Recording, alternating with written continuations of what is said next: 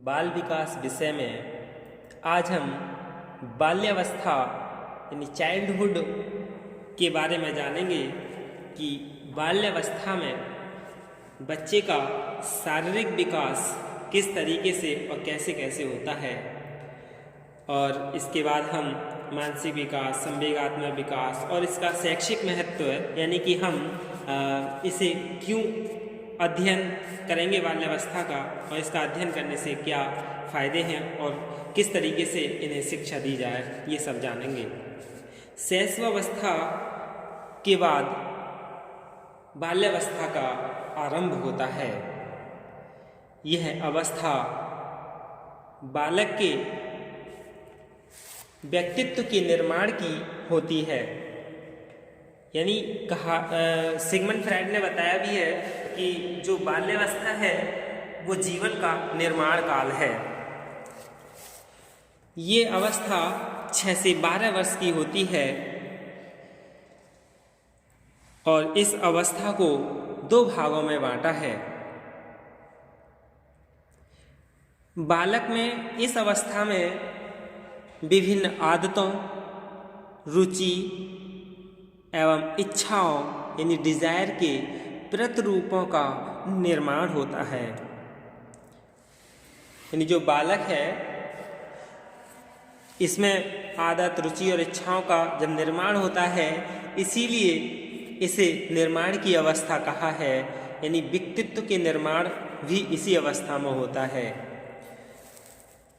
तो जो बाल्यावस्था है 6 से 12 वर्ष, उसे 2 भागों में बांटा है, पूर्व बाल्यावस्था और उत्तर बाल्यावस्था। यानी पूर्व बाल्यावस्था 6 से 9 वर्ष तक मानी जाती है और उत्तर बाल्यावस्था 9 से 12 वर्ष तक होती है। प्रथम भाग में यानी 6 से 9 वर्ष तक में विकास की गति तेज होती है, और जो दूसरा है उत्तर बाल्यावस्था यानी 9 से 12 वर्ष, इसमें विकास की गति कुछ मंद पड़ जाती है, किंतु शरीर में क्या है, दृढ़ता यानी मजबूती आनी शुरू हो जाती है। इस अवस्था में यानी बाल्यावस्था में बच्चे में कुछ ऐसे परिवर्तन आते हैं जिन्हें अभिभावक और शिक्षक सरलता से नहीं समझ पाते हैं। यानी ये अवस्था कैसी होती है, बहुत समझने की दृष्टि से बहुत कठिन होती है। यानी इसे समझ पाना कठिन होता है क्योंकि बच्चे कभी कैसा भी रूप रखते हैं, कभी किस तरीके की एक्टिविटी करते हैं। तो उत्तर बाल्यावस्था में यानी इस अवस्था में बालक के जीवन में स्थायित्व आ जाता है। पहली अवस्था में तो विकास की गति तीव्र गति से होती है, लेकिन दूसरी अवस्था में बालक के जीवन में क्या है, स्थायित्व आ जाता है। अब हम बाल्यावस्था के बारे में जान लें, यानी इनकी परिभाषाएं क्या क्या हैं, किसने क्या कहा है, इन्हें बहुत अच्छे से याद कर लेंगे। एक एक इनका जो डेफिनेशन है वो इनकी विशेषताएं भी हैं, वो इनके नाम भी हैं, और वह क्या है, बहुत इम्पोर्टेंट है। विलियर जोन्स एवं सिम्पसन ने बताया कि बाल्यावस्था वह समय है जब व्यक्ति के आधारभूत दृष्टिकोण व मूल्यों और आदर्शों का बहुत सीमा तक निर्माण होता है। यानी जो बाल्यावस्था है उसमें व्यक्ति के जो आधारभूत दृष्टिकोण है, जो व्यूज़ हैं बच्चे के, और मूल्य यानी वैल्यूज़ और आदर्श यानी आइडियल्स, इन सब का बहुत सीमा तक क्या है, इस अवस्था में निर्माण होता है। तो ये किसने कहा है, विलियर जोन्स और सिम्पसन ने कहा है कि यह क्या है, व्यक्ति के आधारभूत दृष्टिकोण की अवस्था है। फिर है कोल के अनुसार बाल्यावस्था जीवन का अनोखा काल है। इससे पहले जो कहा था वो क्या था कि सीखने का अनोखा काल है। शैशवावस्था क्या है, सीखने का अनोखा काल है, और जो बाल्यावस्था है वो क्या है, जीवन का अनोखा काल है। इसे याद कर लेंगे बहुत अच्छे से। इस तरीके से इसमें विकल्प बन जाएगा बनते हैं और आए भी हैं कि जीवन का अनोखा काल किसने कहा है? कॉल ने कहा है। यह जीवन का अनोखा काल कौन सी अवस्था को कहा जाता है? बाल्यावस्था को कहा जाता है। तो बाल्यावस्था का दूसरा नाम क्या है? जीवन का अनोखा काल। याद हो गया होगा कि कोल के अनुसार बाल्यावस्था जीवन का अनोखा काल है। फिर रॉस के अनुसार, रॉस ने क्या बताया है कि बाल्यावस्था जो है वो जीवन यानी मिथ्या परिपक्वता का काल है। ये कई बार आया भी है। यानी छद्म परिपक्वता का काल बाल्यावस्था को किसने बताया है? रॉस ने बताया है। छद्म या मिथ्या इसे कहते हैं कि निरर्थक, यानी जैसे बालक है वो अपने आप को समझता है कि मैं परिपक्व हो गया, लेकिन क्या है, वो परिपक्व नहीं होता है। तो बालक अपने आप को परिपक्व समझता है, लेकिन वो क्या है, सब कुछ मिथ्या है। तो बाल्यावस्था मिथ्या परिपक्वता का काल है, ये रॉस ने कहा है। जहाँ भी मिथ्या परिपक्वता आ जाए तो तुरंत समझ जाएंगे कि रॉस ने बाल्यावस्था की अवस्था को मिथ्या परिपक्वता का काल कहा है। ये भी याद हो गया होगा। अगला है कोल एवं ब्रूस के अनुसार वास्तव में माता पिता के लिए बाल विकास की अवस्था को समझना कठिन है। कोल और ब्रूस ने क्या कहा है कि जो माता पिता के लिए बाल विकास की अवस्था है उसे समझ पाना क्या है, बहुत कठिन है। ये वाला जो है डेफिनेशन ये बहुत ही ज़्यादा इम्पोर्टेंट है। कई बार आया है कि प्रतिद्वंदात्मक सामाजिकरण का काल कौन सी अवस्था है? बाल्यावस्था है। बाल्यावस्था को प्रतिद्वंदात्मक सामाजिकरण का काल किसने कहा है? किलपैट्रिक ने कहा है। जहाँ भी प्रतिद्वंदात्मक सामाजिकरण का काल आ जाए वहाँ क्या होगा? किलपैट्रिक होगा। इस टैंक के अनुसार ऐसा शायद ही कोई खेल है जिसे 10 वर्ष का बालक न खेलता हो। यानी स्टैंग ने क्या कहा है कि ऐसा शायद ही कोई खेल है जिसे 10 वर्ष का बालक न खेलता हो, यानी बाल्यावस्था के लिए स्टैंग ने कहा है।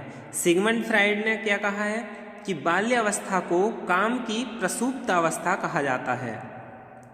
यानी काम की, सेक्स की जो प्रसुप्त अवस्था है उसे किसने कहा है? सिगमंड फ्राइड ने कहा है। एक लास्ट डेफिनेशन और पढ़ लेंगे इसकी, क्या है? वर्ड ने बाल्यावस्था को भ्रमण व साहसिक कार्य की प्रवृत्ति में वृद्धि होती है बताया है। यानी बाल्यावस्था जो है उसमें भ्रमण और साहसिक कार्य, यानी घूमने की आदत बच्चे में आती है, और साहसिक यानी हिम्मत वाले कार्य, साहस वाले कार्य करने की जो आदत है, प्रवृत्ति है, उसमें वृद्धि होती है। यानी ये किसने बताया है? बर्ड ने बताया है। ये सब याद कर लें, बहुत इम्पोर्टेंट हैं ये। हर यानी टेट हो, सी टेट हो, उन सभी में ये डेफिनेशन आती हैं। अब हम बाल्यावस्था में शारीरिक विकास यानी फिजिकल डेवलपमेंट ड्यूरिंग चाइल्डहुड जान लें कि बाल्यावस्था में शारीरिक विकास किस तरीके से होता है। ये तो सबको पता है कि बाल्यावस्था को 2 भागों में बांटा है, 6 से 9 वर्ष तक और 9 से 12 वर्ष तक। 6 से 9 वर्ष तक तो बच्चे का शारीरिक विकास बहुत तेज गति से होता है, और 9 से 12 के आसपास उसका विकास जो है वो क्या है, थोड़ा मंद पड़ जाता है। तो सबसे पहले हम लंबाई या आकार यानी हाइट और साइज के बारे में जान लें कि इनका किस तरीके से डेवलप होता है।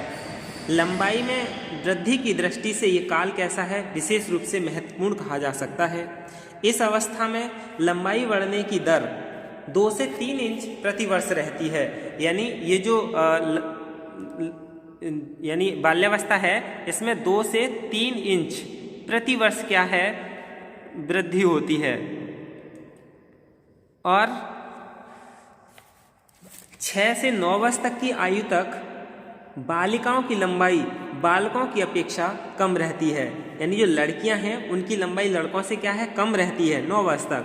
10वें वर्ष में दोनों की लंबाई लगभग कैसी हो जाती है, समान हो जाती है।